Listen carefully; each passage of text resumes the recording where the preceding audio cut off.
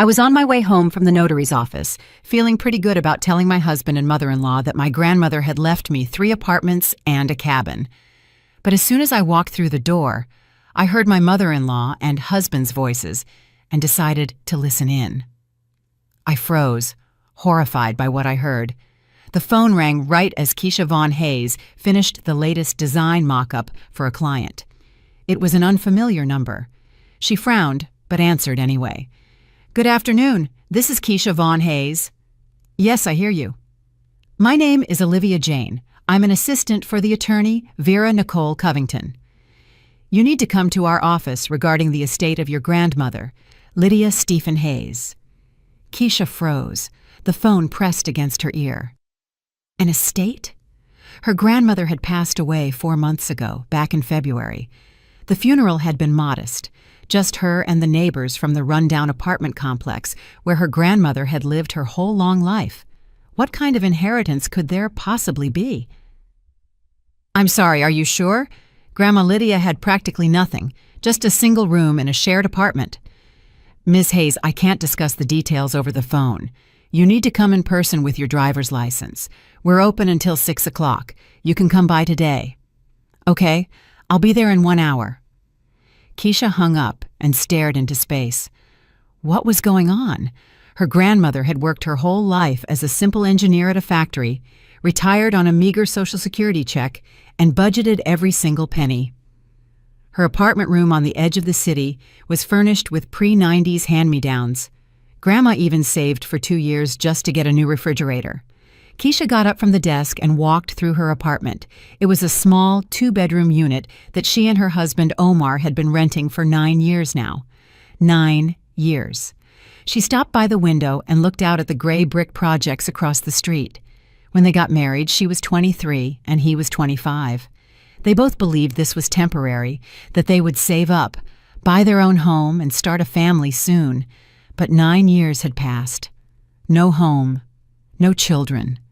Instead, they had Omar's mother, Vivian Marcia Hawthorne, who had been living with them for the last 5 years after her hair studio allegedly burned down and she was left without an income. "Temporary, of course," Keisha muttered. "Everything is temporary." Keisha shook her head to clear her thoughts. "I need to get to the attorney's office and figure this out." She quickly changed her clothes, grabbed her bag, and left the apartment. On the way to the law office, her memory betrayingly brought up snippets of conversations with her grandmother. Keisha had last visited her in November, 3 months before Lydia Stephan quietly passed away in her sleep. Grandma was sitting in her worn armchair by the window, knitting another scarf, looking at her granddaughter with faded blue eyes, and suddenly she asked, "Keisha, are you the mistress of your own home, or just a guest?" "What?" Keisha didn't understand. "In that apartment where you live, do you feel like it's yours, or are you just passing through?" Keisha laughed it off, dismissing the question and saying something about it being the home she shared with Omar. Grandma shook her head, but didn't push it, continuing to knit. Even earlier that summer, when Keisha came to help her sort through some old belongings on the balcony, Grandma suddenly brought up the subject of her mother-in-law. "That Vivian of yours, she's been with you a long time, 5 years now. Grandma, remember I told you? Her studio burned down, she didn't have insurance, she lost her income, she had to move in with us." "And when will she move out? Once she's back on her feet? She's working at another salon now, saving up for a new place." Grandma scoffed. "She's been saving for 5 years, and she'll be saving for 5 more. People like that never save up, Keisha. They'll always find a reason to stay." "Grandma, what are you saying? She's Omar's mother." "That's why I'm saying it." Keisha hadn't understood back then. She even felt hurt, thinking her grandmother was just getting old and cranky. But now, sitting on the city bus and looking out the window, she remembered the sad tone with which Lydia Stephan had spoken those words. There was no malice in it, only sorrow. The Covington Law and Estates office was located in a tall, downtown office tower. Keisha rode the elevator to the 3rd floor and found the right door. The plaque read, V.N. Covington, Attorney at Law. The assistant, Olivia Jane, a woman in her 50s, wearing a sharp business suit, greeted her warmly and led her into the office. Vera Nicole Covington was a tall, gray-haired woman with intelligent brown eyes. She shook Keisha's hand and invited her to sit down. "Keisha, I understand this may be a surprise. Your grandmother, Lydia Stephen Hayes, drafted a will 2 years ago. According to her last wishes, all of her assets passed to you." "The room in the shared apartment? You mean just that?" Vera Nicole smiled. "Not only that. Please take a look at these documents." She opened a folder and began to lay one document after another onto the desk. Keisha looked at the stamps, signatures, and numbers, unable to believe her eyes. A certificate of ownership. A one-bedroom condo in the North End, 450 square feet. Another certificate? A one-bedroom condo in the downtown district, 410 square feet. The third, a one-bedroom condo in the West Side, 380 square feet. And finally, a cabin plot with a house 50 miles outside the city on a quarter-acre lot. This is some kind of mistake," Keisha gasped. "Grandma didn't have that kind of money. She counted every penny her whole life." "That's exactly why she was able to acquire this property," Vera Nicole gently replied. "Lydia Stefan started buying real estate 30 years ago, back in the 90s when prices were low. She bought the first condo with savings she collected since she was young. She then rented it out, saved the income, and a few years later bought the second, then the third. She purchased the cabin plot most recently, 8 years ago." "But why did I never know anything about this?" "She wanted you to find out only after her passing. She said it would be better for you that way, that it would allow you to make the right choice." Keisha remained silent, processing the information. 3 condos, a cabin. Her grandmother had lived in a shared apartment, saved money on food, and mended old clothes, yet she owned 3 condos. All the condos were rented out, right? "Yes, the income went into an account, which also passes to you. It currently holds about $85,000. The last tenants moved out in January, shortly after Lydia Stephan's passing. The properties are now vacant." $85,000. Keisha grasped the edge of the table. She felt lightheaded. "Would you like some water?" the attorney asked, concerned. No, I'm fine. It's just too much of a shock." Vera Nicole nodded with understanding. Lydia Stefan was an extraordinary woman, focused and far-sighted. She came to me 2 years ago when she drafted the will and explained everything in detail. She said her granddaughter needed a foundation so that no one could ever break her spirit. "A foundation?" Keisha echoed. "Yes, and she also asked me to give you this." The attorney took a sealed envelope from her desk drawer. On it, in shaky handwriting, was written, "For Keisha, open after the documents are finalized." Keisha took the envelope. The paper was thick and slightly yellowed. Her hands trembled. "You can read it now or at home, whatever is more comfortable," Vera Nicole said. "I'll prepare the certificate of entitlement to the estate. There will be a formal fee to pay, but everything else is already ready." Keisha nodded. Her fingers tore the envelope open. Inside were several handwritten pages, her grandmother's familiar handwriting. "My dearest Keisha, if you are reading this, I am no longer with you. Don't cry, darling. I lived a long life and am leaving peacefully, knowing I did everything I could for you. You are probably in shock now by what you've learned. 3 condos, a cabin, money in the bank. You are wondering why I kept it secret, why I lived so modestly if I had all this. I will answer you. I didn't want anyone to know too soon. People change when they smell money, even the closest ones. Keisha, I watched you all these years. I saw you get married, glowing with happiness. I saw how you slowly faded, becoming quieter, less noticeable.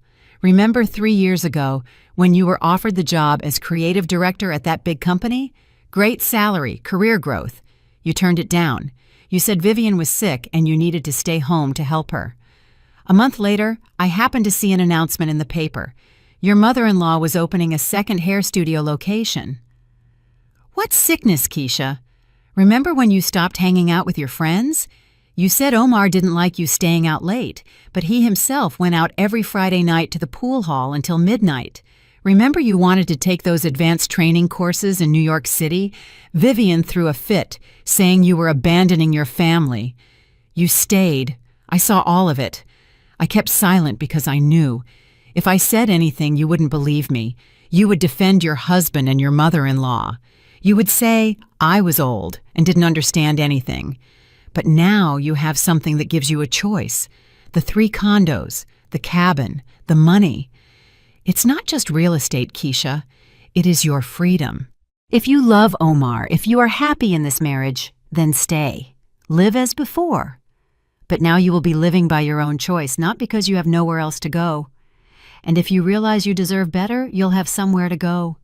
You will have a roof over your head, even several roofs. And one more thing, darling. A very important one. After you find out about the inheritance, the people around you may change. There might be strange conversations, requests, or propositions. If you hear anything unpleasant or frightening, don't rush to react. Don't scream, don't cry, don't accuse. Listen first. Let people finish talking. Let them show you who they truly are, because people only show their true colors when they think no one is watching or listening. When they believe you won't find out. I believe in you, Keisha. You are strong, smart, and worthy. You just forgot that somewhere along the way. It's time to remember. Live, granddaughter. Live for yourself. I will always be with you in your heart. Your Grandma Lydia.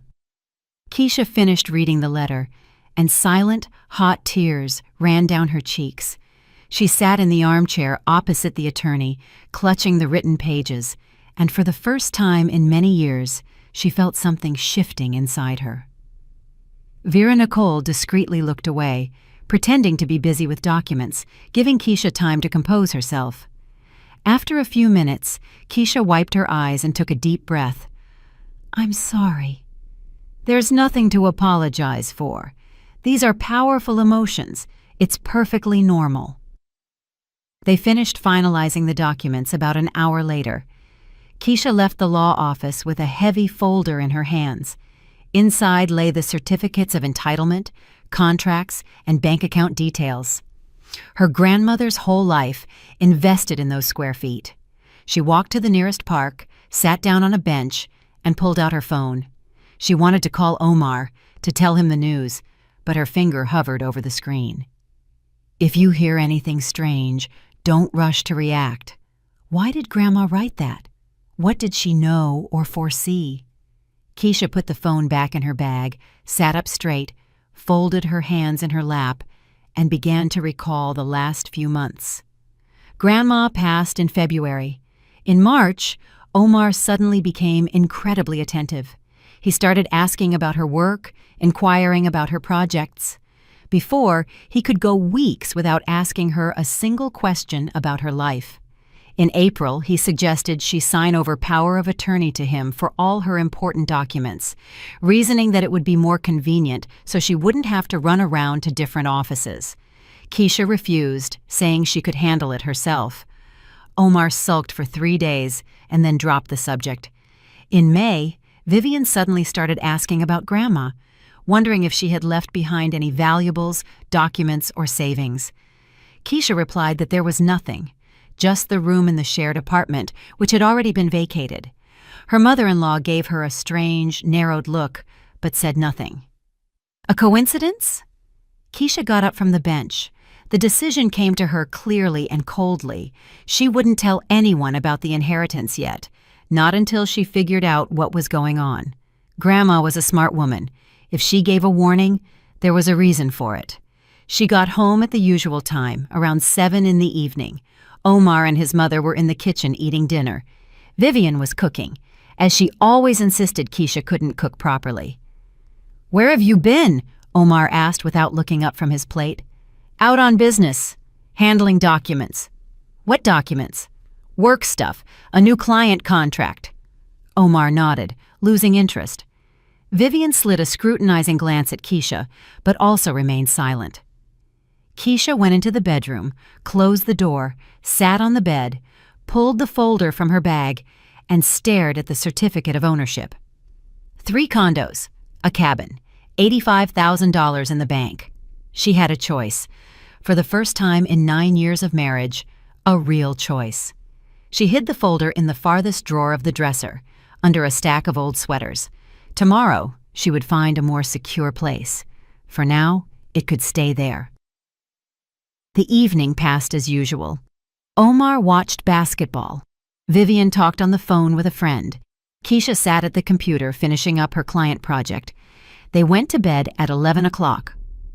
Omar habitually hugged her, burying his face in her neck. Keisha lay awake, staring into the darkness, thinking about her grandmother, the letter, and the words that now hammered in her head like a bell. People only show their true colors when they think no one is watching. She turned onto her side and closed her eyes. Tomorrow would be a new day. Let's see what it brings. Friday morning started normally.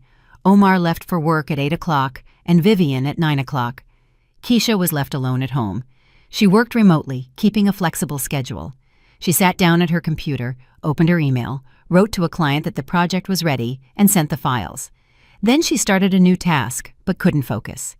Her thoughts kept returning to yesterday, to Grandma's letter, to the inheritance. At 11 o'clock, Keisha stood up from her desk and walked through the apartment. She peeked into Vivian's room. The bed was neatly made. On the nightstand was a stack of glossy beauty magazines. On the wall were pictures of Omar at different ages. Not a single photo of her and Omar together, as if the daughter-in-law didn't exist.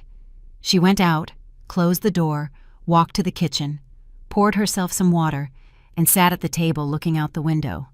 She needed to go see the condos, the 3 that now belonged to her, to check their condition. Maybe tomorrow she would go to one of them, the one in the North End. But at that moment, the front door slammed shut. Keisha flinched and turned around. Who was that? Omar was at work until 6, and Vivian was at the salon until 7. She silently got up, went into the hallway, and listened. Voices were coming from her mother-in-law's room. 2 voices, a man and a woman, Omar and Vivian. But why were they home? Why weren't they at work? Keisha froze against the wall. She was about to go in and ask what was wrong, but then she heard a phrase that made the blood run cold in her veins. Her old lady died 4 months ago. I checked the records through Lisa at the city clerk's office. She owned 3 condos, 3 plus that cabin plot. She was renting out all of them. Can you imagine the kind of cash flow that was moving through there? It was Vivian's voice, sharp and satisfied. Keisha pressed her back against the hallway wall. Her heart was pounding so loudly she thought they would hear it. Seriously? Omar's voice responded. 3 condos? I thought she was broke. Keisha never said anything because your little fool didn't even know herself. That Lydia had been saving up in secret her whole life. She was a sly old fox, you've got to give her that. But the will is definitely made out to Keisha. The old lady didn't have any other relatives. How did you even find out about the condos? I told you, Lisa from the city clerk's office. We went to school together. I give her a free manicure and she slips me the information. Convenient setup. A pause. Keisha heard someone walk across the room and the floorboards creaked. So Keisha is going to find out soon, Omar said thoughtfully. Exactly. And we need to act fast before she realizes what's up. What do you mean? Vivian snorted. I mean, we can't miss this chance, Omar. Do you understand how much 3 small condos are worth right now? Even at the lowest prices, that's over $700,000. $700,000? And the cabin will fetch another $35,000 if the lot is decent. Keisha heard Omar whistle. Those are some serious figures. They are excellent figures, and that money can be ours, or rather yours, which means mine too. Mom, hold on. The inheritance is made out to Keisha. It's her personal property by law. I can't just take. You can't, if she doesn't want you to, Vivian interrupted. But this is where things get interesting. Listen closely. Keisha held her breath. As soon as your wife finds out about the inheritance and finalizes all the paperwork, you need to talk to her, sweetly, gently, like a family man. Tell her you're a family, and it's time to think about the future. Then suggest selling those condos. Explain that maintaining 3 properties is expensive. taxes, utility bills, repairs. But if you sell them, you can invest the money in a business. Like you've always dreamed of opening that auto body shop, right? Well, yeah, I have. So tell her that you need startup capital for your own business, that with your manager's salary, you'll be living in a rental until you're old. But if you open a business, you'll have decent money, stability, and you can finally have children. She won't want to sell, Omar countered uncertainly. They're grandma's condos. There are memories there. She will, if you pressure her right. You know your wife. She's weak-willed, compliant. She always does what she's told. You just have to present it the right way. Keisha stood in the hallway, feeling a coldness spread inside her. Weak-willed, compliant. That's what her mother-in-law thought of her. And the most frightening thing was that Omar wasn't disagreeing. But what if she still refuses? He asked. Then push the children angle. Keisha wants a baby, I know she does. You two have been discussing it for years. Tell her you can't have kids in a rental. You need your own place. Let her sell at least one condo. Use that money to buy a bigger 2 or 3 bedroom place. Naturally, you'll put it in your name. In my name, Omar repeated. Of course. You're the husband, the head of the family. It's logical. And then we'll see. We'll see what? Vivian paused. When she spoke again, her voice was cold and calculating. We'll see how life unfolds. If Keisha is obedient and invests in the family properly, you can keep her. But if she starts acting up, being stubborn, well, in a year or so, you can file for divorce.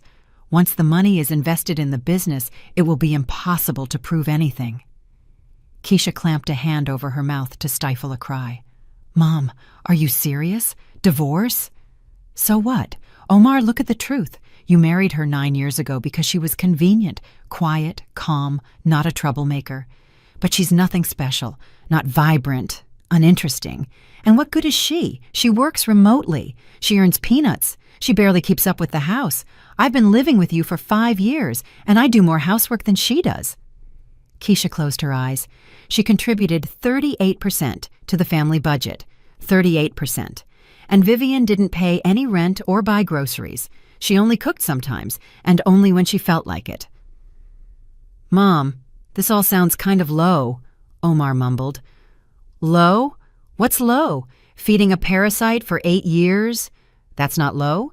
She lives in this apartment, uses everything, but what's her contribution? Nothing. You and I work and earn money, and she sits at the computer drawing little pictures. Well, she's a graphic designer. That's her job. Job. It's called freelancing. That's not a job. It's messing around. Normal people work stable jobs, not browsing the internet. Keisha clenched her teeth. She had worked as a designer at a major company until Vivian moved in. Then her mother-in-law orchestrated an entire campaign saying Keisha should be home to support the family, not hanging out at the office.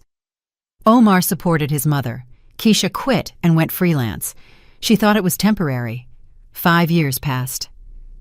Listen to me, Omar, Vivian continued, her voice adopting soft, manipulative tones. I'm not thinking about myself. I'm thinking about you. You're smart, talented, but without startup capital, you'll work for someone else your whole life. And now fate is giving you a chance. You just need to use it right. What about you? What about me? I'm your mother. I invested in you my whole life, taught you, raised you, got you on your feet. When your father left us, who raised you? Me? Alone. I opened the studio so I could give you an education, so you wouldn't lack anything. Mom, what does that have to do with this? It has everything to do with this. Now it's my turn to get a return. My studio burned down 5 years ago. I was left with nothing. Do you think I enjoy living in your 2-bedroom rental? I want to open a new studio, a good one, a big one. And this money from the condos is our chance, yours and mine. So you want us to sell Keisha's condos and invest the money in your studio and my auto body shop? Exactly.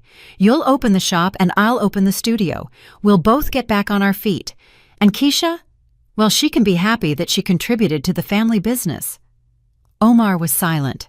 Keisha braced herself, expecting him to object, to tell his mother that this was wrong, that you couldn't treat a wife like that, but he said something entirely different. How do I convince her to sell all 3 condos? Maybe she'll want to keep one for herself. Something inside Keisha snapped. He agreed. Just like that, he didn't even argue much.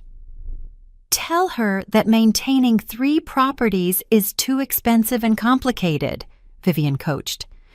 That it's better to sell everything and use the proceeds to buy one big condo for the 2 of you, a 3 or 4 bedroom. Naturally, you'll put it in your name. You're the husband, after all. In my name, Omar repeated, and Keisha thought she heard a note of anticipation in his voice. Yes, and the rest of the money will be invested in the business.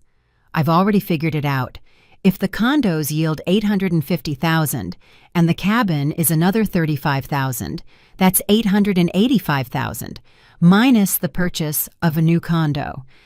Let's say $300,000 goes to that. That leaves $585,000. That's enough to open a decent auto body shop and my studio with some left over for living expenses.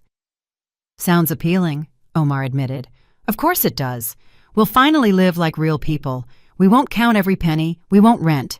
You'll be your own boss. Me too. Independence. Do you understand? I understand. So get to it, son. As soon as Keisha finds out about the inheritance, start making your move. Just be careful. No immediate pressure. Give her a day or 2 to be happy, and then gently lead her to the idea of selling. Talk about family, the future, and children.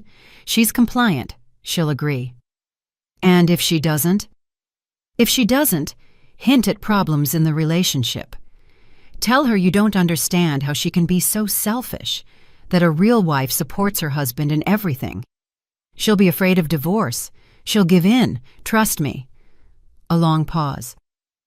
Okay, Omar finally said. I'll try to talk to her. That's my good boy. And remember, no remorse. This is our chance, and we are not going to miss it. Keisha stood in the hallway, pressing her palms to her chest. Everything inside her felt numb.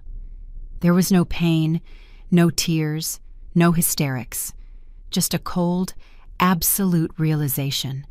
Her husband, the man she had lived with for 9 years, who had promised to love and protect her, who had sworn loyalty, he had just agreed to deceive her, use her, and throw her out. And her mother-in-law, who had lived in their apartment for 5 years, eaten their food, and benefited from their care, called her a parasite. Keisha turned, walked silently into the bedroom, grabbed her bag and phone, and left the apartment as quietly as a ghost. On the landing, she stopped, leaned against the wall, and with trembling hands found the number for the law office on the internet and dialed it. Good afternoon, Covington Law. Vera Nicole, hello. This is Keisha Hayes. We finalized the estate yesterday. Yes, Keisha, hello. How can I help you? Could you recommend a good family law attorney? I need an urgent consultation. A pause hung in the receiver. Then the attorney said softly, I can.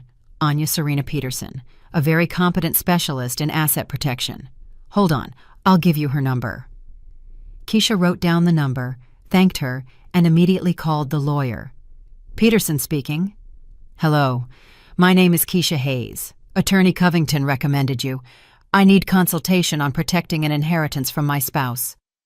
I understand, the woman briefly replied. I can see you today at 4 o'clock. Do you have the address? Keisha wrote it down, made the appointment, walked downstairs, and stepped outside. It was just past 1 in the afternoon. She had 4 hours until the meeting. She walked aimlessly, just moving through the streets. She thought about 9 years of marriage. 9 years she had believed they were a family, that they were together, a team. It turned out she was just convenient help, quiet, compliant, someone who could be used, deceived, and discarded when she became inconvenient. No, it wouldn't happen that way. Grandma had warned her and given her both the inheritance and the advice. Now it was up to Keisha. She stopped at a cafe window and looked at her reflection in the glass. A pale face, dark circles under her eyes, disheveled hair. a tired woman of 32 who had lost herself somewhere along the way. But right now, in this second, something changed. Her gaze became different, firm and determined. Keisha straightened her shoulders, lifted her chin, walked into the cafe, ordered a coffee, and sat by the window, watching the passers-by. In 4 hours, she would meet with the lawyer, learn how to protect her assets, and ensure that no one, neither her husband nor her mother-in-law, could touch them. And at home, she would act as if nothing had happened. She would listen to Omar try to persuade her. She would record the conversations and gather the evidence. And when the moment came, she would strike. Grandma was right. People show their true colors when they think they aren't being watched. Omar and Vivian Hawthorne had shown their faces. Now it was Keisha's turn to show hers. She finished her coffee and stood up. She still had 3.5 hours until the meeting with the lawyer. She could go check out one of the condos, the one in the North End. Keisha left the cafe, hailed a taxi, and gave the address. As she rode, she looked out the window and, for the first time in many years, felt not fear, but anticipation. A new life was beginning, her life, and in this life, she was making the decisions. Anya Serena Peterson's law office was located in a high-rise business center on the 9th floor. Keisha rode the elevator, arriving exactly at 4 o'clock, and found the right door. The plaque was understated, without frills, A.S. Peterson, Family and Estate Law. Anya Serena met her herself, without a secretary.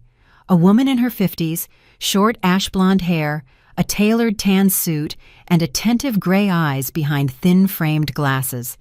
Her handshake was firm and confident. The office was strict, almost minimalist. A large desk, 2 client chairs, and shelves stacked with legal books. No unnecessary details. Keisha sat in a chair, putting her bag on her lap. Anya Serena sat opposite her, pulled out a notepad and pen. "Tell me everything." And Keisha told her everything, about her grandmother's inheritance, the letter, and the overheard conversation between her husband and mother-in-law. She spoke calmly, without emotion, just stating the facts. Anya Serena listened, taking notes and occasionally clarifying details. When Keisha finished, the lawyer put down her pen, took off her glasses, and rubbed the bridge of her nose. "It's a good thing you came straight away. Let's look at the legal side of the matter. First, and most importantly, property acquired through inheritance is your separate personal property, according to Section 36 of the Family Code. Your spouse has no rights to it whatsoever. Even in the event of divorce, he cannot claim those condos or the cabin plot. But he and his mother said that if I voluntarily sold them and invested the money in his business, that's where things get complicated. If you voluntarily sell the real estate and transfer the money to your spouse's account, or invest it in a business registered in his name, it will be extremely difficult to prove the origin of those funds, especially if time passes and the money mixes with other income. In a divorce, the court could potentially deem those funds as marital assets." Keisha nodded. So their plan was well thought out. "What should I do?" Anya Serena put her glasses back on and picked up her pen. "First, under no circumstances should you sign any documents without consulting me. No deeds of gift, no consents to sell, no powers of attorney. If your spouse brings you any papers, tell him you want to study them and bring them immediately to me. Understood? Second, open a separate bank account at a different bank, not the one you share with your husband. Transfer all rental income from the condos into that account if you decide to rent them out. Keep all the inheritance documents and all financial transactions related to this property separate. Third, rent a safe deposit box. Put copies of all the inheritance documents in it. It's also best not to keep the originals at home, maybe with your parents, a friend, or at my office if you prefer." Keisha remembered how her mother-in-law was constantly rooting around in their bedroom. Now it was clear what she was looking for. "I'll do that." Fourth, and this is very important, collect evidence. If your spouse or his mother pressure you, threaten you, or manipulate you, record the conversations. By law, you have the right to record conversations you are personally participating in. This may come in handy.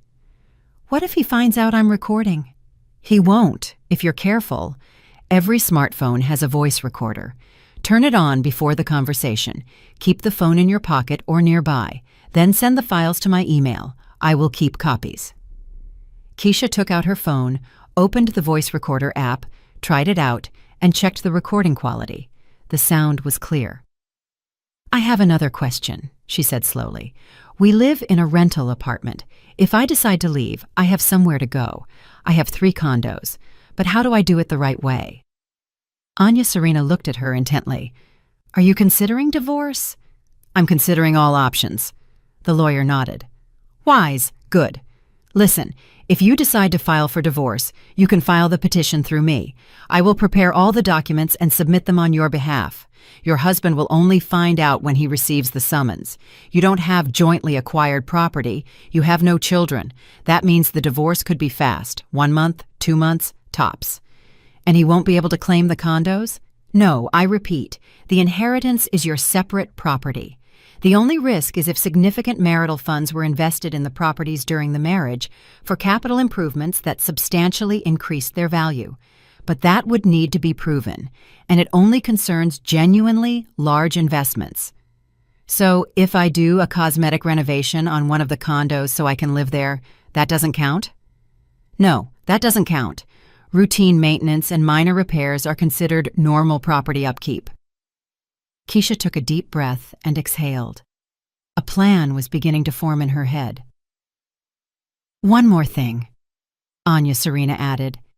If you decide to move into one of the condos before the divorce, be aware that your spouse might try to move in with you. By law, spouses are obligated to live together. You can deny him access, but that could complicate the divorce process. It's better to finalize the divorce first, then move, or move quietly without advertising it, and file for divorce immediately. Understood. They talked for 40 more minutes, discussing all the details, nuances, and possible scenarios. Anya Serena gave Keisha her business card with her cell phone number. Call me any time if the situation escalates, and keep me informed. Send me recordings of any conversations to my email. I wrote the address on the back of the card. Keisha thanked her, paid for the consultation, and left the office with a clear head and a definite plan of action. Her first stop was a bank branch she hadn't used before. She opened a personal savings account in her name and requested a bank card be delivered to the address of one of her grandmother's condos, the one in the North End. Then, she rented a safe deposit box at the same bank and placed copies of all the inheritance documents in it, which she had prepared in advance at a copy center. She decided to keep the originals with her for now, but not at home. She would take them to her friend Maria, whom she had known since college, tomorrow. It was already 7 o'clock in the evening when Keisha returned home. Omar was sitting in the kitchen, looking at his phone. Vivian wasn't there. She was probably still at the salon. "Where were you?" he asked, not looking up from the screen. "I met with a client. We discussed a new project." "Uh-huh." He didn't even ask for details. Keisha used to be hurt by such indifference. Now, she felt only cold relief. Fewer questions, less lying. She went to the bedroom, changed clothes, turned on her computer, and pretended to work. In reality, she was making a list of things she needed to gradually remove from the apartment: documents, photographs, Grandma's jewelry, her favorite books, and clothing. Nothing big, nothing noticeable, a little bit every day. Vivian returned around 9 o'clock. Keisha heard her talking to Omar in the kitchen. Their voices were muffled, but their tone was distinguishable.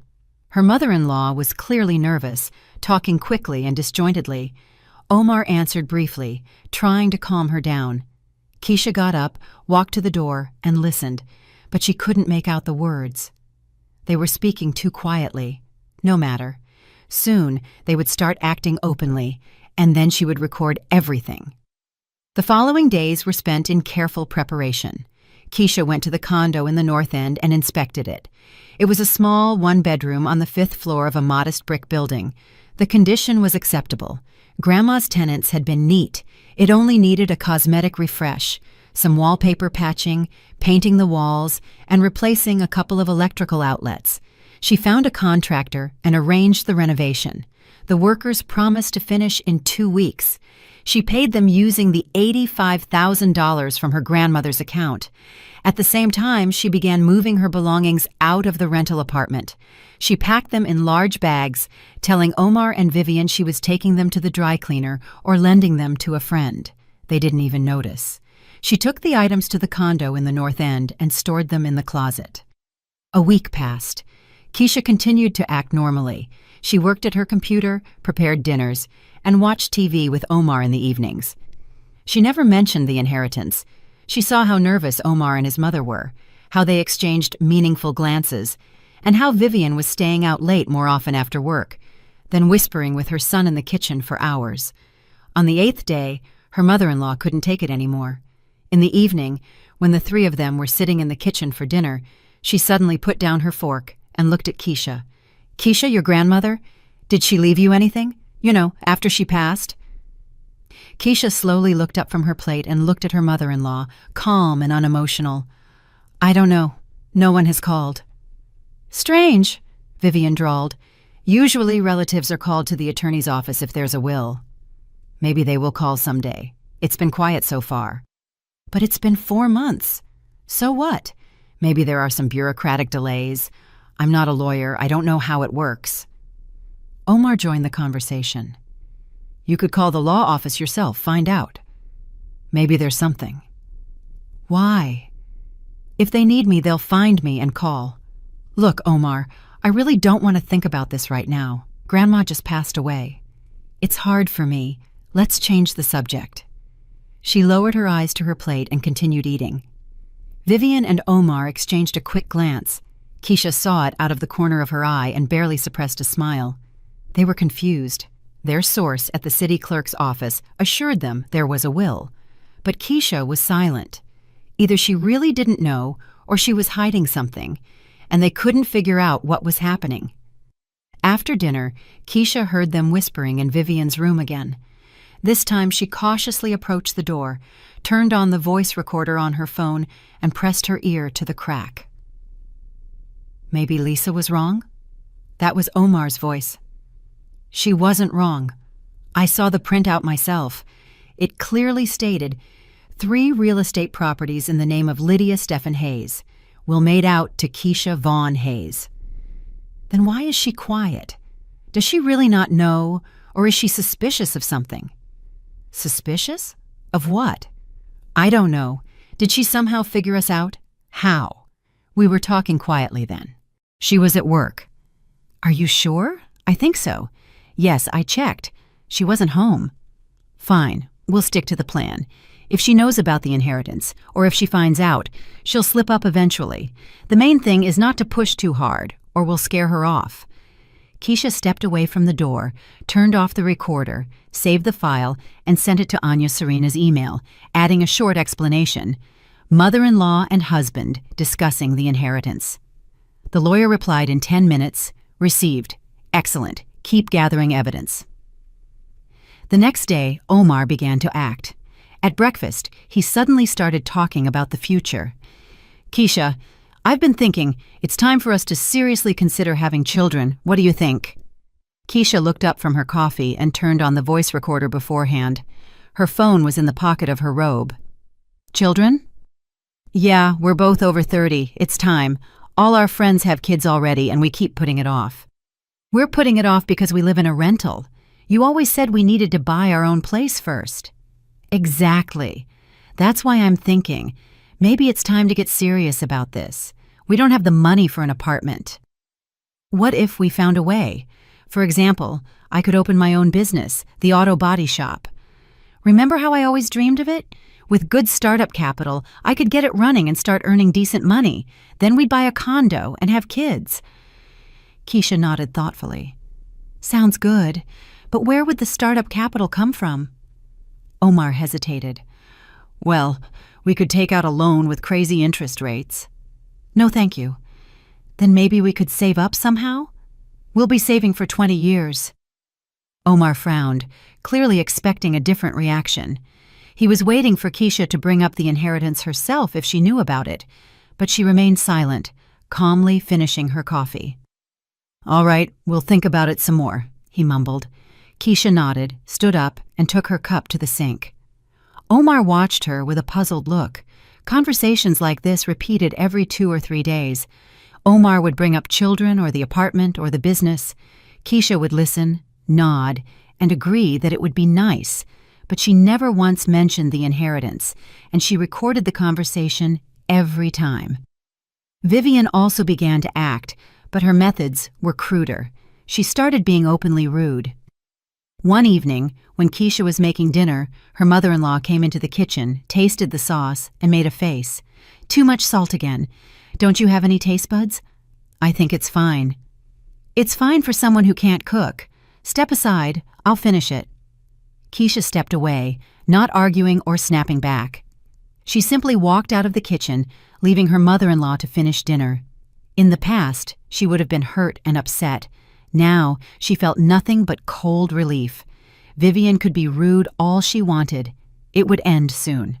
A few days later, Vivian walked into the bedroom Keisha shared with Omar without knocking. Keisha was sitting at her computer, working. "Keisha, I need to talk." "I'm listening."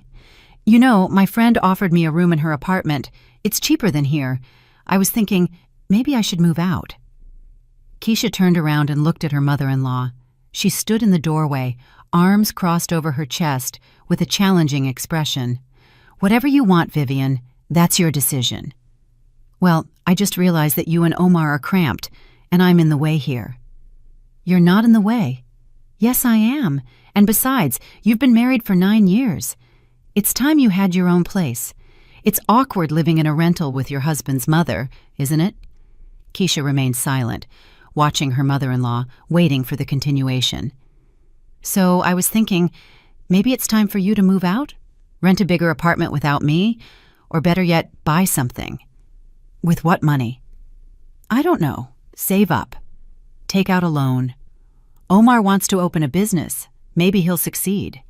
Or maybe you have some options." There it is. The pressure is starting. Keisha turned back to her computer.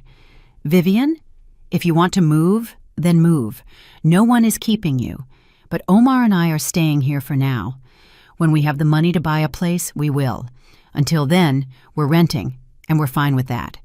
Now I need to work. Excuse me." The mother-in-law stood there for a moment, then abruptly turned and left. Keisha heard her room door slam shut. That evening, she listened in on their conversation again. Vivian was furious. "Is she stupid or what? I hinted so directly, and she had zero reaction." "Mom, maybe she really doesn't know anything. It can't be. 4 months have passed. Attorneys are obligated to notify heirs. She knows. I'm sure of it. She's just hiding it." "Then what should we do?" "We need to push harder. Tell her straight up. I want to start a business. I need money. If you have any options, speak up." Omar mumbled something vaguely. Keisha turned off the recorder and sent the recording to the lawyer. 2 more weeks passed. The renovation in the North End condo was finished. Keisha went, accepted the work, and the condo felt cozy and fresh. She brought in bedding, towels, and dishes. She bought necessary small items at the store: shampoo, soap, laundry detergent. She stocked the refrigerator with groceries. The condo was ready to live in. Meanwhile, her relationship with her mother-in-law had completely broken down. Vivian stopped hiding her hostility. She was rude at every opportunity, making nasty remarks and provoking conflicts. One morning, Keisha found her favorite mug, a gift from Grandma, broken in the sink, shattered. "Vivian, do you know what happened to my mug?" "It fell. I was doing the dishes. It slipped. It's too bad, but it's just a mug. Buy a new one." "It was a gift from my grandmother." "So what? Dead people don't need mugs." Keisha stopped at the kitchen doorway and looked at her mother-in-law with a long, cold stare. "Vivian, I live here because this is my husband's rental. If you have a problem with living together, you can move out yourself. No one is keeping you." The mother-in-law turned crimson. "How dare you? I'm Omar's mother." "And does that give you the right to be rude?" "I'm not being rude. I'm telling the truth. You've been living off my son for 9 years, giving nothing back. I contribute almost 40% of the family budget. You contribute nothing. So who's living off whom? Vivian opened her mouth, closed it, found nothing to say, turned around, and flew out of the kitchen, slamming the door loudly. Keisha calmly brewed coffee in a new mug and sat down at the table. Inside, everything was level and cold. In the past, after such clashes, she would have been upset and distressed. Now, she felt only satisfaction. Her mother-in-law got her answer and realized that Keisha was no longer the quiet mouse she could order around. That evening, Keisha listened in as Vivian complained to Omar. "Your wife has completely lost it. She's talking back. She's rude. I just made an honest observation, and she snapped at me." "Mom, you do go overboard sometimes." "So you're on her side now?" "I'm not on anyone's side. Look, Omar, remember, I'm your mother. I raised you my whole life. I sacrificed everything. And who is she? A wife who hasn't even given you a child in 9 years. We weren't ready. You always have excuses. Listen to me. You need to talk to her firmly. Put her in her place. Show her who's the boss in this house. Otherwise, she'll run over you completely." Omar muttered something inaudible. Keisha turned off the recorder and smirked. Her mother-in-law was losing control. Good. 3 weeks had passed since Keisha received the inheritance. She had gradually moved almost all her valuable possessions to the North End condo. Only the most necessary clothing and cosmetics remained. She could pack a bag and leave at any moment. The lawyer approved her actions. Anya Serena listened to all the recordings, studied the situation, and gave the go-ahead for the next stage, filing for divorce. "You have enough evidence of their intentions," she said over the phone. "Recordings of them discussing their plan to deceive you, attempted manipulation by your husband, and your mother-in-law's hostility. All of this will create a full picture for the court if needed. Are you ready to file the petition?" "Yes," Keisha answered firmly. "I am." "Then come by tomorrow. We'll finalize the documents." The next day, Keisha went to see the lawyer. They drafted the petition for dissolution of marriage and gathered all the necessary documents. Anya Serena promised to file them with the court at the start of the following week. Omar will receive the summons about a week after filing, most likely on Thursday or Friday, the lawyer explained. "You will have time to prepare for his reaction." "I'm ready." "Are you sure you don't want to move out right away? You could do it before he receives the summons. Fewer conflicts that way." Keisha thought about it, but decided to stay. "No, I want to see how they react when they find out. I want to see their faces." Anya Serena nodded with understanding. "That's your right. Just be careful. If you feel threatened, leave immediately and call me." Keisha returned home in the evening. Omar was sitting on the sofa watching television. Vivian wasn't there. He looked at her strangely, scrutinizing her. "Something's different about you." "What's different?" "I don't know. You're just different. You used to be softer. Now you're so cold." Keisha shrugged. "Maybe I'm tired? I just have a lot of work." Omar kept staring at her, then sighed. "Keisha, we need to talk." "Seriously talk." "About what?" "Our future." Keisha turned on the recorder in her jeans pocket and sat in the armchair opposite the sofa. "I'm listening." Omar fidgeted, choosing his words. "Look, we've been married for 9 years, and I feel like we're stuck in one place. We're renting, barely making ends meet. No kids. It's not right." "And what do you propose?" "I need to grow. I can't be a sales rep my whole life. I want to open my own business, the auto body shop. I know the business. I have the experience and the contacts. I'm confident it will work, but I need startup capital." "How much?" $5 million minimum. $10 million is better. For renting the space, buying equipment, and covering employee salaries for the first little while." "Where would that kind of money come from?"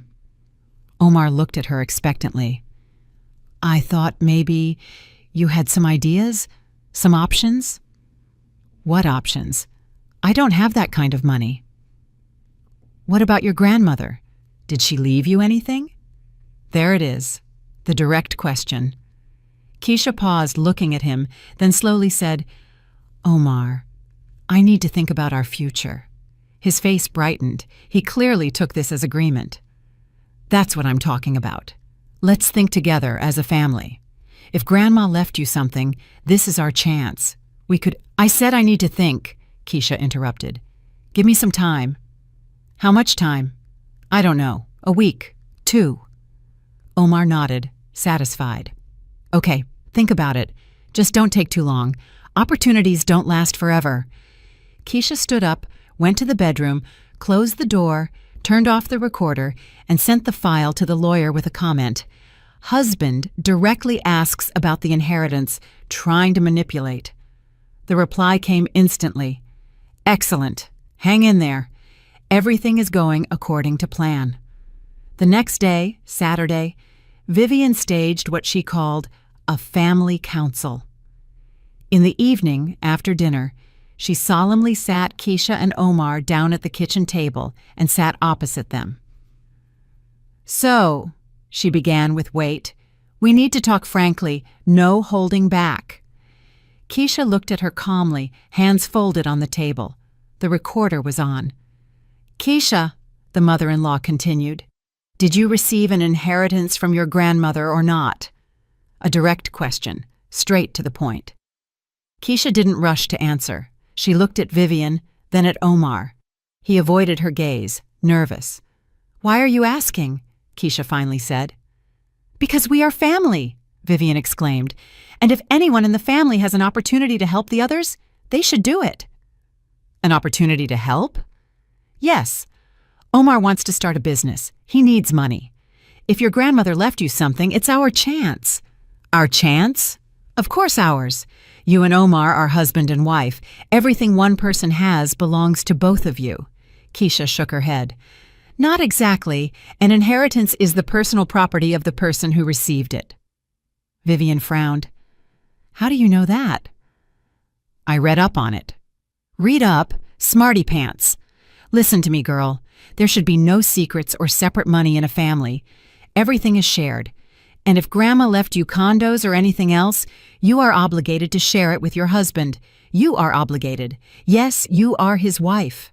Keisha stood up from the table and looked down at her mother-in-law.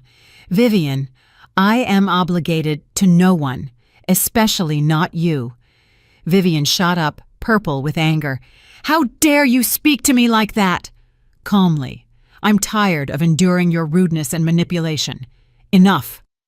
Omar! Vivian screamed. Did you hear how she's talking to me?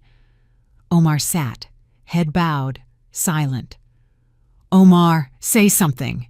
She's insulting your mother. He slowly looked up and met Keisha's eyes. Keisha, why are you being like this? Mom is talking sense. We're family. We should help each other. Help, Keisha repeated. I see. She turned and walked into the bedroom. Vivian was yelling something after her, but Keisha didn't listen. She closed the door, locked it, sat on the bed, turned off the recorder, and sent the file to the lawyer, writing, They are openly demanding I hand over the inheritance. I think it's time to act. The reply came instantly. Agreed. I'm filing the divorce papers on Monday. Hang in there. Keisha lay down on the bed, staring at the ceiling. Beyond the door, her mother-in-law continued to scream. Omar was saying something, trying to calm her down. Just a few more days. Only a few days and everything would change. Grandma was right. People had shown their true colors, and now Keisha knew what to do. She closed her eyes and took a deep breath.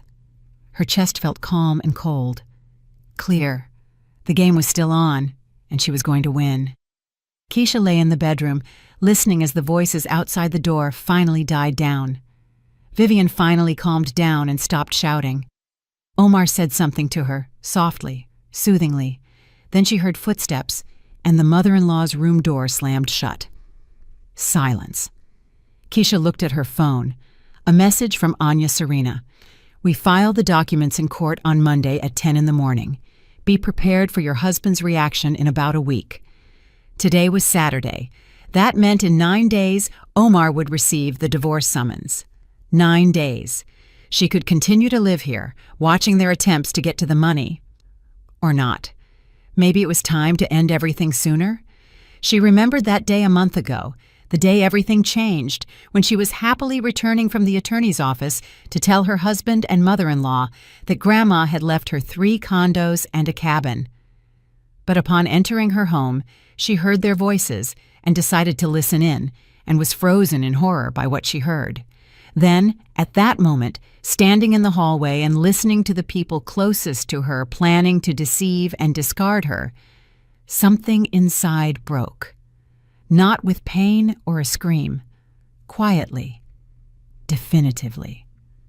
Like an old rope that had been stretched too far, finally snapping.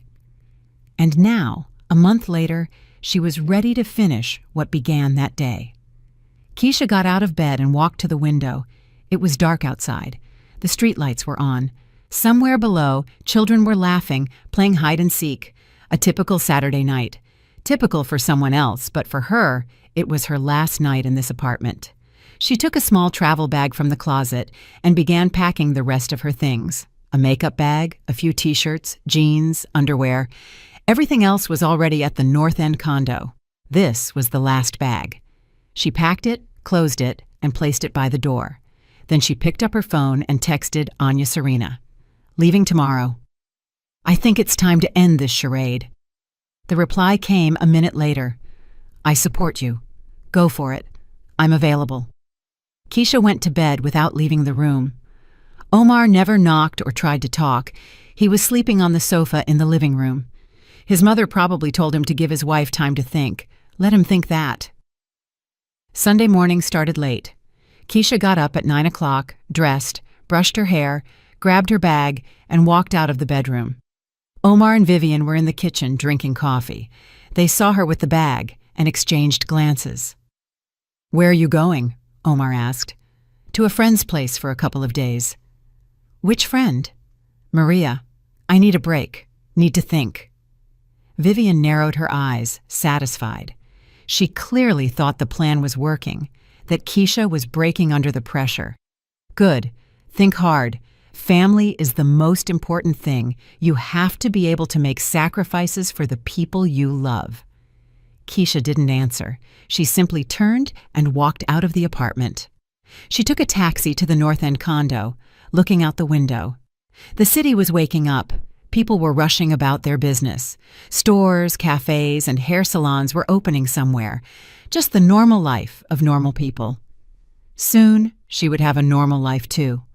Without lies, without manipulation, without a mother-in-law who called her a parasite. The condo met her with silence and the smell of fresh paint.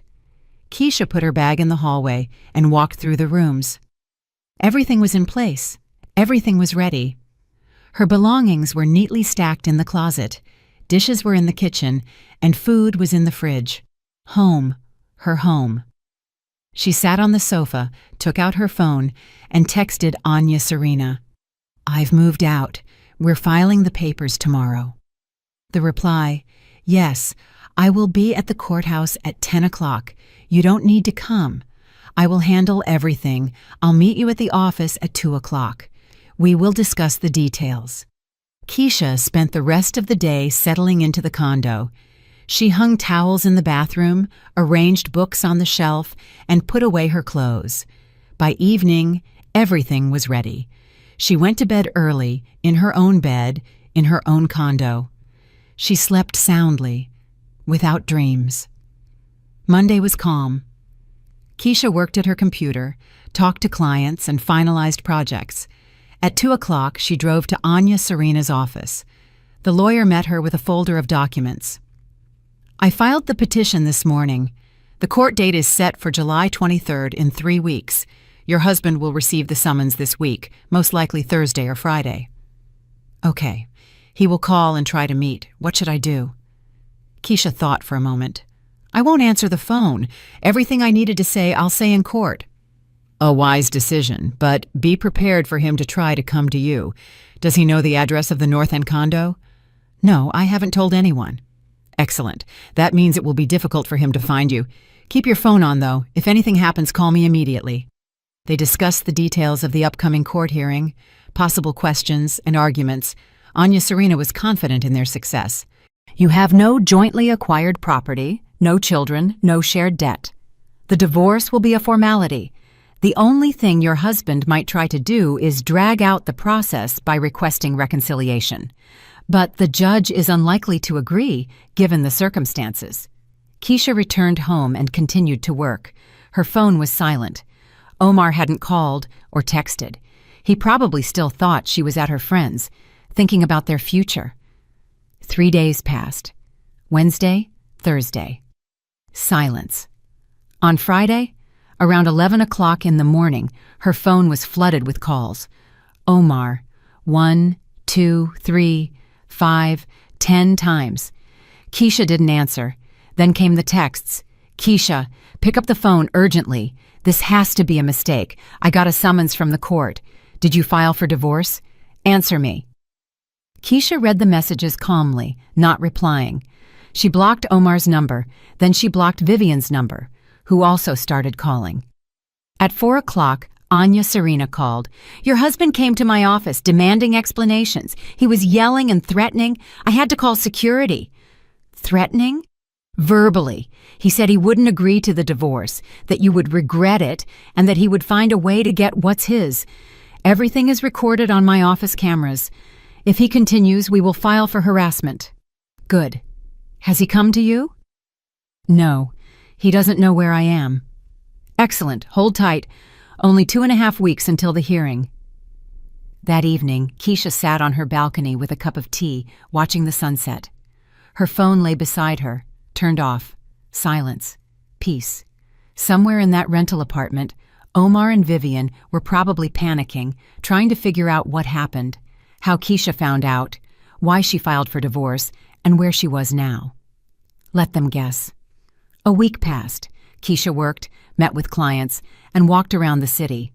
She lived the normal life she hadn't lived for the last 9 years. No one controlled where she was, who she was with, or when she came home. No one was rude, pressured her, or manipulated her. Freedom turned out to be quiet, not loud, not dazzling, just a quiet, calm certainty that she belonged to herself. Omar kept trying to reach her from different numbers. Keisha blocked every new one. Then he started emailing and messaging her on social media. She didn't read them. She deleted them immediately. 3 days before the court date, a message came from Anya Serena. Your spouse filed a counterpetition for reconciliation. The court denied it. The hearing will proceed as planned. Keisha felt relieved. It would all be over soon. July 23rd was a hot day. Keisha woke up early, dressed in smart black slacks and a white shirt, pulled her hair back into a ponytail, and applied minimal makeup. She looked calm and confident. The court started at 11 o'clock. She arrived 20 minutes early and met Anya Serena in the hall. Ready? Yes. He's already here, with his mother. They're sitting in the corridor waiting. I see. Do not speak to them before the hearing. If they try to approach you, walk right past. They went up to the 3rd floor and walked down the corridor. Omar was sitting on a bench, hunched over. Next to him, Vivian was tense and angry. They saw Keisha and jumped up. Omar took a step toward her. Keisha, we need to talk. Keisha walked past him, not looking at him. Anya Serena blocked his path. Do not approach my client. I'm her husband. You are the respondent in a divorce case. All questions will be addressed in the courtroom. They entered the courtroom. Keisha sat next to the lawyer, hands folded in her lap, breathing evenly and calmly. A minute later, Omar and his mother walked in and sat on the opposite side. Omar looked at Keisha with a pleading gaze. Vivian looked at her with hatred. The judge, an elderly woman with gray hair and a stern face, walked in. Everyone stood up, then sat down. The hearing began. The judge read the petition and asked Keisha if she confirmed her intention to dissolve the marriage. Yes, I confirm. The grounds? Irreconcilable differences. The marriage has fundamentally ceased to exist. The judge turned to Omar. Does the respondent agree to the dissolution of marriage? Omar was silent. Vivian nudged him with her elbow. "No, I do not agree," he choked out. "I want to save my family. I ask for a period of reconciliation." The judge looked at the documents. The petition for reconciliation was already denied. There are no grounds for a repeat review. Respondent, do you have any claims regarding the division of property? Yes, Vivian interrupted. My daughter-in-law has an inheritance. 3 condos. They must be divided. The judge frowned. Who are you? I am the respondent's mother. You are not a party to this case. Please remain silent or leave the courtroom. Vivian pressed her lips together but fell silent. The judge turned back to Omar. I repeat the question. Do you have any claims regarding the division of property? Omar looked at Keisha, then at the judge. Yes, my wife received an inheritance during the marriage. I believe I am entitled to half. Anya Serena stood up. Your Honor, according to Section 36 of the Family Code, property received by one spouse through inheritance is their separate property and is not subject to division. I present documents confirming that the real estate was received by my client through a will. She handed the folder to the judge. The judge reviewed the documents and nodded. The respondent's claims are unfounded. The inheritance is not a marital asset.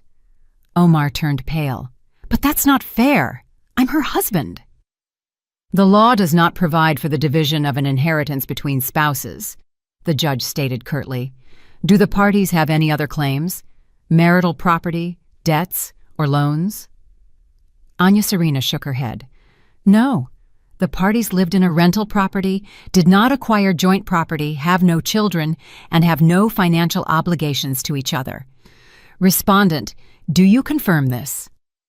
Omar sat with his head down. He nodded. The judge made a note in the documents. Given the absence of property disputes, children, and the mutual acknowledgement of the impossibility of saving the marriage, the court issues a decree of dissolution of marriage. The decree will become final 1 month from the date of issue. Hearing adjourned. She struck the gavel. It was over. Keisha stood up, thanked Anya Serena, turned, and walked toward the exit. Omar jumped up and tried to block her way. Keisha, wait, we need to talk. She stopped and looked at him. For the first time in 3 weeks, she looked him in the eye. We have nothing to talk about. How can you say that? We were together for 9 years. We were. Now we're not. I don't understand what happened. Why are you like this? Why? Vivian rushed over and grabbed Keisha's arm. You ruined my son's life. You destroyed a family over some condos. Keisha quickly pulled her arm away. Don't touch me. What do you think you are? You think you're somebody now that you have money?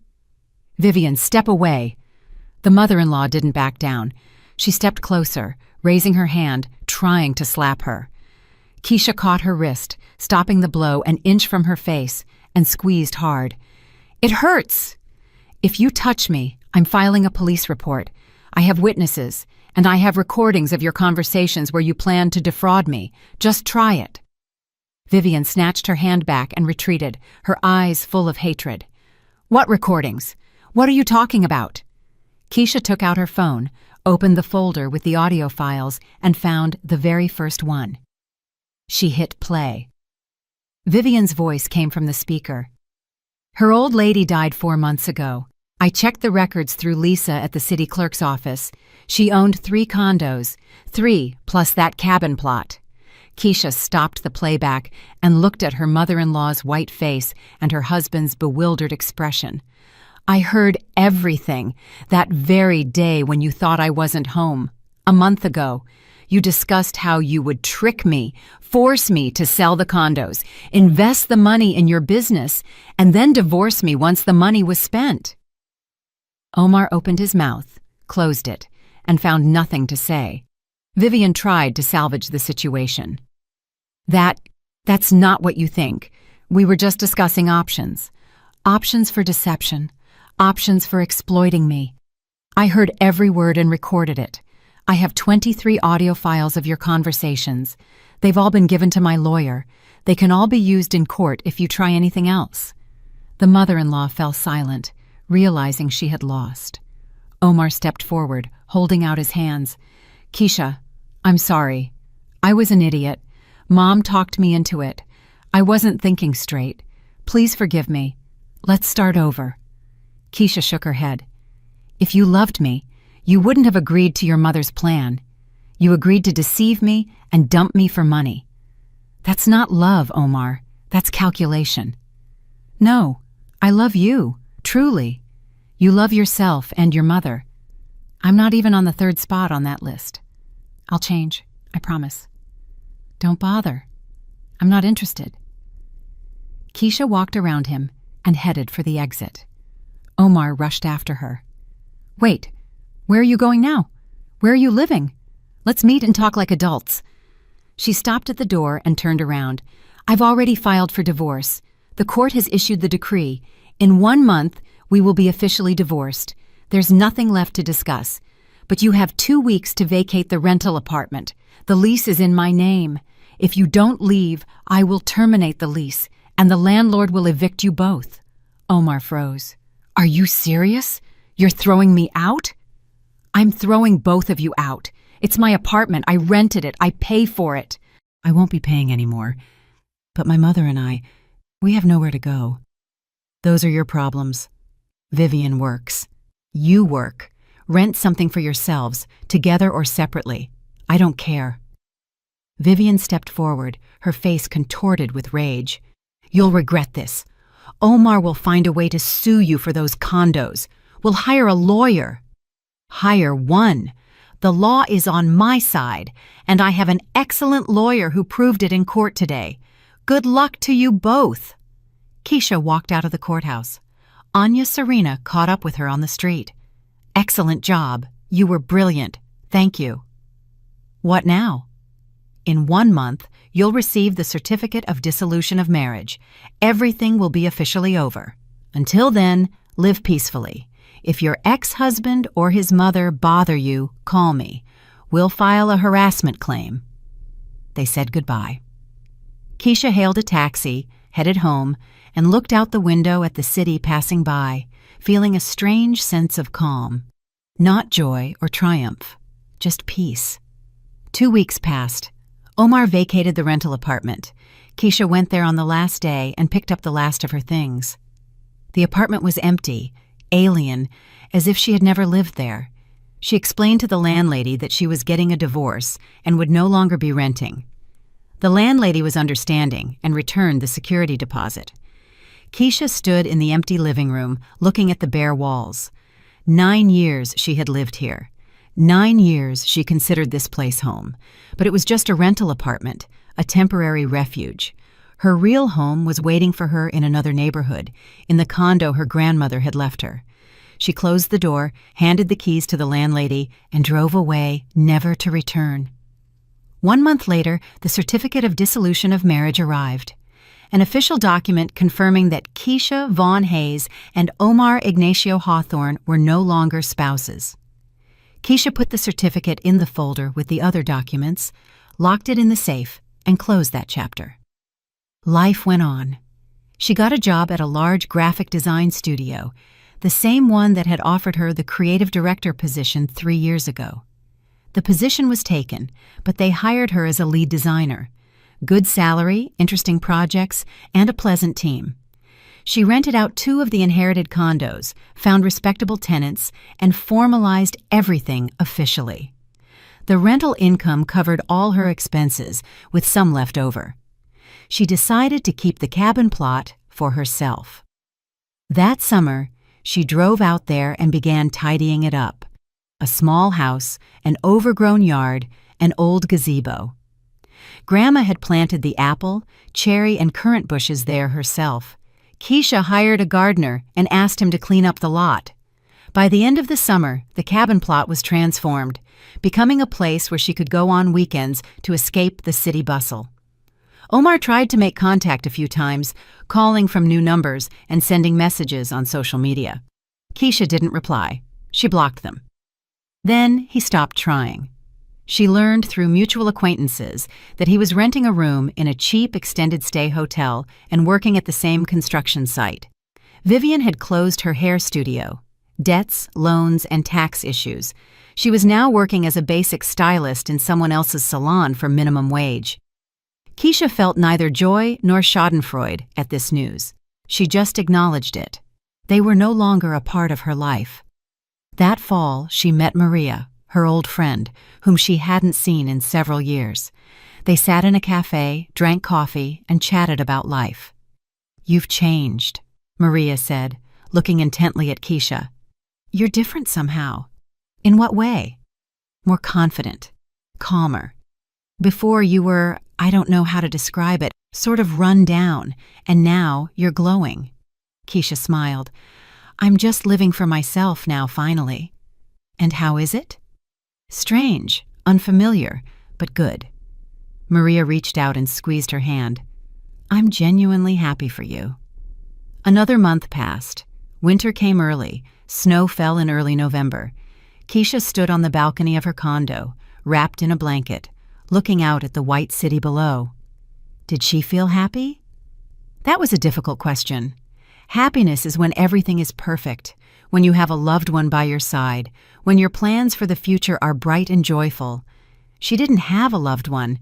Her plans were simple and ordinary: work, condos, and the cabin. Nothing grand. But she felt free. That was more important than happiness.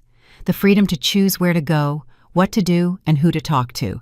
The freedom to wake up in the morning and not think about who she had to please today.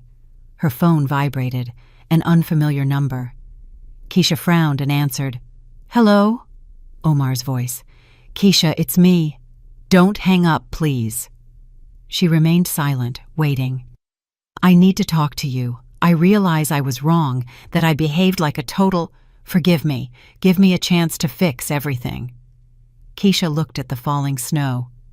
"You had your chance. 9 years. You wasted it. Don't call again." "Wait, I've really changed. I moved out of my mother's place. I live alone. I've realized a lot." "Omar, even if you've changed, I'm not interested. I don't want to go back. I don't want to try again. I just don't want to. And don't call again." She hung up, blocked the number, stood on the balcony for another minute, then returned inside, poured herself some coffee, sat on the sofa, and turned on her favorite movie, one she hadn't watched in 9 years because Omar said it was a stupid melodrama. She watched, drank coffee, wrapped in a blanket, and for the first time in a long time, she felt that everything was exactly where it should be. 6 months after the divorce. February, the anniversary of Grandma Lydia's passing. Keisha went to the cemetery, brought flowers, stood by the grave, and looked at the photograph. Grandma smiled from the picture with her quiet, wise smile. "Thank you, Grandma," Keisha whispered. "You were right about everything." The wind stirred the tree branches, shaking snow onto the ground. Quiet, peaceful. Keisha stood for a moment longer, then turned and walked toward the exit. Life went on. Her life. And that was what mattered most. That evening, she sat in her condo, working on a new project. Coffee was on the desk. A notepad with sketches lay nearby. Soft music played. Rain tapped on the window. March was unpredictable. Snow one moment, rain the next. Keisha leaned back in her chair, stretched, and looked at the clock. 9:30 in the evening. The workday was over. She closed her laptop, poured herself another coffee, went to the window, and looked at the city. Lights in the windows, cars on the roads, people rushing about their business. Somewhere out there, in that city, Omar lived. Somewhere else, his mother lived. They were building their lives, solving their problems without her, and she was without them. Fair enough. Keisha remembered the words from her grandmother's letter. "It's not just real estate, Keisha. It is your freedom." A month ago, she hadn't fully understood those words. She thought freedom meant money, condos, the ability to leave. Now she understood. Freedom is the right to choose.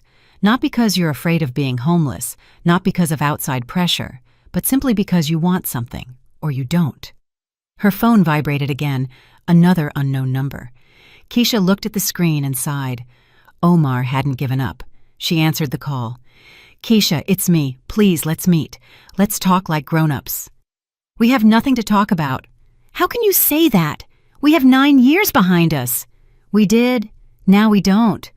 I miss you. Keisha chuckled. You don't miss me. You miss what I could give you. The condos, the money, the easy life. I don't believe you've changed. People don't change that fast. I really have changed. Maybe, but I don't care. I don't want to check. Don't call again, Omar. I'm serious. Next time, I'm going to my lawyer and filing a restraining order. Leave me alone.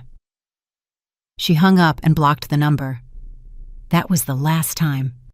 She wouldn't give him another chance to call. Keisha finished her coffee, grabbed her bag, put on her jacket, and decided to take a walk despite the rain. She needed fresh air and movement. She walked out onto the street, moving along the wet sidewalks. Rain tapped on her hood, and the streetlights reflected in the puddles. The city lived its nightlife. Keisha walked, thinking about the future, about what came next, work, condos, and the cabin. That was a good foundation. But what did she want for herself? She hadn't asked herself such questions before. She lived life as it happened, as circumstances dictated. Now she could allow herself to think about her desires. What did she want? To travel. She had long dreamed of seeing the ocean, the mountains, and the old cities of Europe. Now she could save up and go. No one would forbid her or say it was a waste of money. To learn. She wanted to take painting and photography courses. Now she could enroll and attend classes. She had the time, she had the money. To live. Just to live, without looking over her shoulder at other people's opinions and expectations. Keisha stopped by a small park and sat on a bench under the awning. She took out her phone, opened her notes, and began to write a wish list. The ocean, painting classes, a new project at work, renovations at the cabin, maybe get a cat. The list grew, and with every line, she felt warmer inside. This was her life, her choices, her future. She stood up and headed home. The rain had stopped. The moon emerged from behind the clouds. The city shone in the silvery light.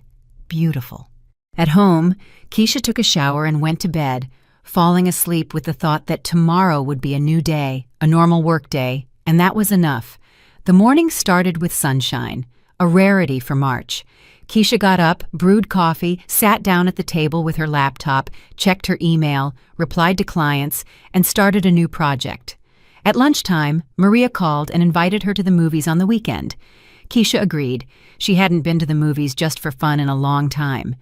In the evening, she made dinner and watched a TV series. She went to bed early. A normal day.